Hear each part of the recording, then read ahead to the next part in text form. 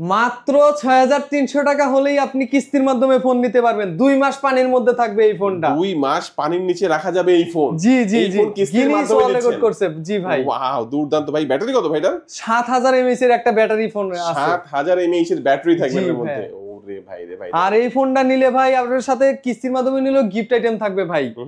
যেমন আপনাকে বাডস থাকবে বা আপনি JBL এর স্পিকার নেবেন, সাথে একটা ব্যাকপ্যাক দিয়ে দেব।